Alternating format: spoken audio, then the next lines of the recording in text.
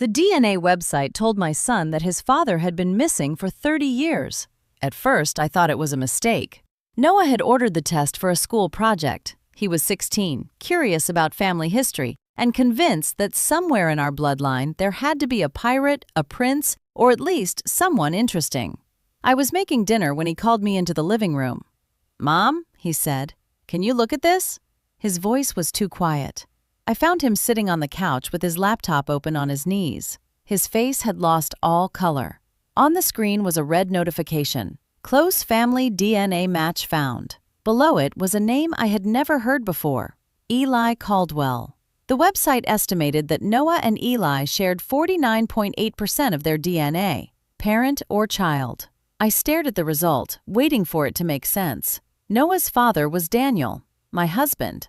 Daniel was alive. He was outside in the garage trying to repair the lawnmower. There was no reason my son should have a parent-level DNA match with a stranger. Then Noah scrolled down. A black and white photograph appeared beneath the result.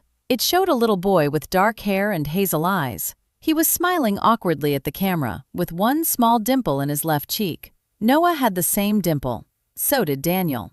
Under the photograph were the words, "Missing since October 14, 1996, age 8. I sat beside my son. "Maybe the sample was labeled wrong," I said, but I did not believe it. The website explained that Eli Caldwell's DNA had been extracted from a baby tooth his family had saved. His older sister had recently submitted the sample to a genealogy database, hoping it might finally lead to an answer. 30 years had passed. No ransom note had ever been found. No body had ever been recovered. Eli Caldwell had simply vanished while walking home from a fall festival in Pennsylvania. Noah leaned closer to the screen.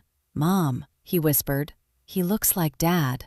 I heard the garage door close. Daniel walked into the kitchen a moment later, wiping grease from his hands with an old towel. "What's going on?" he asked. Noah turned the laptop toward him.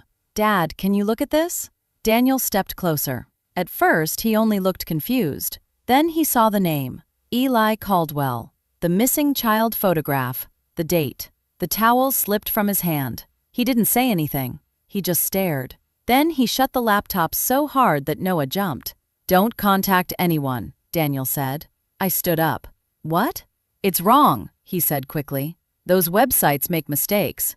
"Not like this," I replied. "This says Noah shares almost 50% of his DNA with Eli Caldwell." Daniel walked to the front window. He pulled the curtain aside and stared into the dark street. Our neighborhood was quiet. Porch lights glowed across the road. A dog barked in the distance. But Daniel looked frightened, as if he expected someone to be standing outside our house. "Daniel," I said, "who is Eli Caldwell?" He turned around slowly. I had known my husband for 18 years. I knew he had been raised by his mother, Evelyn Hart. I knew he claimed his father had died when he was young. But suddenly I realized something strange.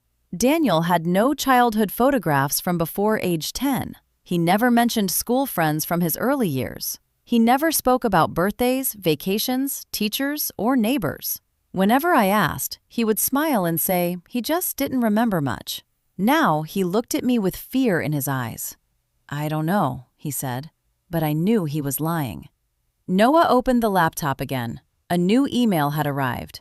The sender was listed as Rachel Caldwell. The subject line read, "Please tell me this is not real." There was an attachment. It was another photograph of Eli. This one was in color. He was standing beside a wooden fence holding a red balloon at the fall festival. Daniel took one step toward the screen. Then he stopped breathing. On Eli's neck was a small silver pendant. Daniel reached under his shirt. Around his neck, hidden beneath his collar, was the exact same pendant. He had worn it for as long as I had known him. And suddenly, Daniel whispered something that made the room go silent. "I remember the red balloon." Daniel sat at the kitchen table for nearly an hour without speaking. Noah and I stayed close, afraid to leave him alone. Eventually, he picked up the pendant around his neck. It was silver and shaped like a small compass. I had seen it 1,000 times. I had never thought to ask where it came from. "My mother gave me this," Daniel said. "She told me it belonged to my father." "But you said your father died," I replied. "He did. Or I thought he did. Daniel looked at the missing child photo again. His hands were shaking. I don't remember my father, he said. I don't remember my mother either. I remember a blue car. I remember crying. I remember a woman telling me not to look out the window. Noah reached across the table and held his father's hand. Then we called Rachel Caldwell. She answered on the first ring. She looked about 50 years old, with red, exhausted eyes and gray strands in her dark hair. The moment she saw Daniel, she covered her mouth. For a few seconds, she could not speak. Then she whispered one name. Eli. Daniel stared at her. Rachel began to cry. She told us Eli had been her little brother. She had been 17 when he disappeared. Their parents had spent the rest of their lives searching for him. Their father died without knowing what had happened. Their mother was now in a nursing home, suffering from dementia. She still asks about him, Rachel said. Every week she asks if Eli came home. Daniel lowered his head. Rachel showed us old photographs. Eli at a birthday party, Eli learning to ride a bicycle, Eli standing in front of their house with a red backpack. With every image, Daniel looked more lost. Then Rachel told us something that changed everything. Eli had a small crescent-shaped scar behind his right ear. He got it when he fell from a swing set when he was 5. Daniel slowly turned his head. Behind his right ear was the same scar. That night, Daniel took us to a storage unit he had inherited after his mother Evelyn died 2 years earlier. He had never opened it. Evelyn had always been secretive about the unit. She kept the key in a locked wooden box and told Daniel that one day he might need it. Inside, there were old blankets, broken furniture, and dusty cardboard boxes. At the very back was a small metal trunk. Daniel opened it. Inside was an envelope with his name written across the front. Not Daniel, Eli. His hands trembled as he unfolded the letter. It was from Evelyn. She wrote that she had lied to him his entire life. Her real last name had been Klein before she married Daniel's adoptive father. Her younger brother was a detective named Walter Klein. In 1996, Walter came to Evelyn's house late at night with an 8-year-old boy asleep in the back of his car. The boy was Eli. Walter told Evelyn that Eli's parents would never find him. He told her to raise the child as her own. Evelyn had lost a baby a year earlier. She was grieving, lonely, and vulnerable. Walter promised her a second chance at being a mother, so she accepted. She changed Eli's name to Daniel. She moved to another state. Walter used his connections to create false paperwork, and Evelyn spent the next 30 years terrified that one day the truth would come out. At the bottom of the letter, Evelyn wrote one final warning. Walter Klein did not save you. He stole you. Beneath the warning was a small brass key. Attached to it was a tag, Locker 417, Ashford Bus Depot. The next morning, Daniel received a phone call. The man on the other end introduced himself in a calm, familiar voice. "My name is Walter Klein," he said. "I was the detective assigned to Eli Caldwell's disappearance." Daniel went pale. Walter paused. Then he said something that made me grab Noah's hand. "I think it would be best if your family stopped looking for answers." We did not tell Walter Klein where we lived, but somehow he knew Daniel's number. He knew Noah's name. And he knew that we had found Evelyn's letter. For the first time, I understood that this was not just an old mystery. Someone was still protecting the secret. Rachel contacted the Pennsylvania State Police and asked for a cold case investigator outside Walter's old department. That was how we met Detective Miriam Velez. She was calm, direct, and unwilling to trust anyone connected to the original investigation. "There is no reason a former detective should be contacting this family," she told us, "especially before we confirm the evidence." That afternoon, Detective Velez arranged to meet us at Ashford Bus Depot. Locker 417 was small and rusted. Daniel slid the brass key into the lock. For a second, nothing happened. Then, the door opened. Inside was a faded duffel bag. There was an old videotape, a stack of Polaroid photographs, a notebook, and a sealed envelope. The first photograph showed Eli sitting on a couch. He looked frightened, but he was alive. The date written at the bottom was October 29, 1996, 15 days after he disappeared. In the next photograph, a younger Evelyn Hart stood behind him with her hand resting on his shoulder. And in the background, partly visible in a mirror, stood Walter Klein. Detective Velez opened the notebook. It belonged to Evelyn. For years, she had recorded every time Walter called her, visited her, or threatened her. One entry stopped all of us cold. Walter said the search was over because he made sure the evidence pointed somewhere else.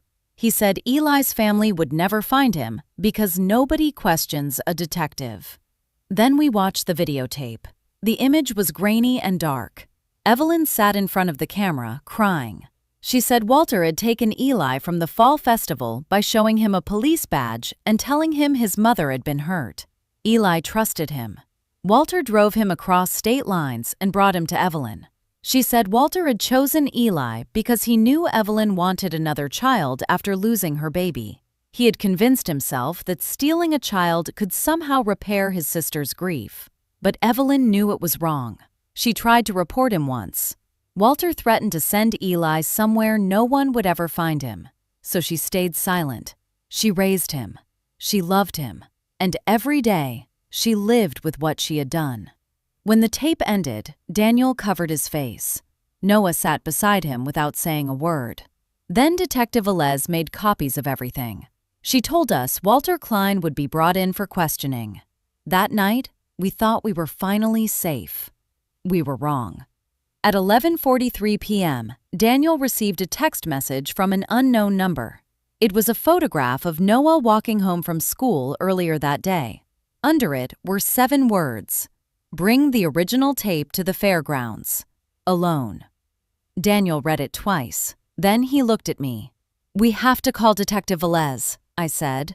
He nodded. But before I could reach for my phone, the lights in our house went out. The entire neighborhood was dark. A power outage. Or at least, that was what I thought. Then I heard the back door open. Daniel rushed toward the kitchen. I grabbed Noah and pulled him behind me. But when Daniel reached the back door, nobody was there. Only a folded piece of paper on the floor. It had one sentence written in black ink. 30 years ago, I took one boy. Tonight, I can take another. Daniel looked at Noah. Then he looked at the old tape in his hands. And without saying a word, he ran out into the night. I called Detective Velez before Daniel reached the end of our driveway. She told me not to follow him. She said state police units were already on the way. But Daniel was not thinking like a husband or a father anymore. He was thinking like the terrified 8-year-old boy who had once trusted a police badge. Noah and I stayed inside with 2 officers until Detective Velez arrived. Then she showed us Daniel's phone location. He was heading toward the abandoned fairgrounds where Eli had disappeared 30 years earlier. Walter had chosen the place carefully. He wanted Daniel to return to the beginning. Detective Velez allowed me to ride with her. Noah stayed safely inside the police vehicle with another officer. Rain started falling as we reached the fairgrounds. The old carousel building stood at the far end of the empty lot. Its windows were broken. The sign above the entrance had fallen years ago. Inside, Daniel stood beneath the rusted carousel horses. Walter Klein was waiting for him. He looked older than the photographs. His hair was white. His posture was bent. But his voice was still calm, still controlled. I gave you a life, Walter told Daniel. Daniel held the original tape in his hand. You stole my life, he said. Walter looked down. For a moment, he almost seemed sad. My sister was broken, he said. She lost her baby. She had nothing left. So you took me? Daniel asked. Walter's expression hardened. I told myself you would be loved, he said. I told myself you would be safe. You made my mother spend 30 years waiting for me. Walter looked away. Then he said the words that finally revealed who he really was. I was the detective. I controlled the case. I controlled what people believed. Daniel raised the tape. This proves everything. Walter stepped forward. At that moment, Detective Velez entered the building with state police behind her. Walter reached into his jacket, but before he could do anything, officers forced him to the ground. He was arrested for kidnapping, unlawful confinement, evidence tampering, identity fraud, and obstruction of justice. 30 years after Eli Caldwell vanished, the man who stole him was finally taken away in handcuffs. The next morning, Daniel gave a DNA sample for official confirmation. The results came back 2 days later. Daniel Hart was Eli Caldwell. Rachel came to our house with her mother. Her mother was frail and confused. She did not recognize Daniel at first. Then he showed her the silver compass pendant. Her hands began to shake. She touched his face and whispered, "My little boy." Daniel cried harder than I had ever seen him cry. Noah stood beside him. For the first time, he met the family he never knew he had. But Daniel did not erase the name he had lived with for 30 years. He did not stop being Daniel. He was Eli Caldwell. He was Daniel Hart. He was Noah's father. And he was finally free to decide who he wanted to be. A few months later, we visited the old fairgrounds one last time. The missing child poster had been removed. In its place was a new notice from the state police. Eli Caldwell has been found. Daniel stood in front of it quietly. Then Noah took his father's hand, and together they walked away.